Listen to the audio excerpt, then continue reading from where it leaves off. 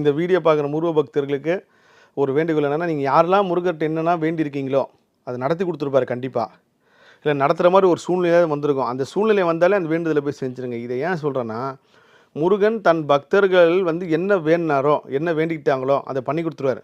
அவள் வேண்டிட்டது நடத்துகிற வரைக்கும் அவர் விட மாட்டார். நான் ஒரு பேட்டியில் சொன்னேன், முருகரை பார்க்கும்போது வெறுங்கையிட போகாதீங்க, என்ன ஒன்று வாங்கிட்டு போங்கன்னா, அது உண்மை. நிறைய பேர் உணர்ந்தாங்க.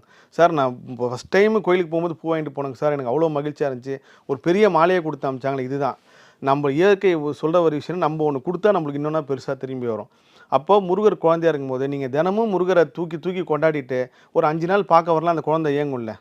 இப்போ நம்ம வீட்டு நீங்கள் நம்ம குழந்தையே எடுத்துங்க, ஒரு டெய்லி நைட்டு நீங்கள் தூக்கி தூக்கி விளையாண்டுட்டு ஒரு நாள் 2 நாள் தூக்கலாம், அந்த குழந்தை ஏன் தூக்க மாட்டோம்? அந்த மாதிரி தான் முருகனும். மற்ற தெய்வங்களுக்கும் முருகனுக்கும் நிறைய வித்தியாசங்கள் இருக்குது. அதில் இது ஒன்று. அப்போது தன் பக்தன் வேண்டான் ஒன்று நடத்திட்டு கொடுத்துட்டாரு. அந்த மாதிரி நான் நவம்பர் தீபாவளி அன்றைக்கி ஒரு விஷயத்தை வேண்டாம், ஒரு சினிமா சம்மந்தமாக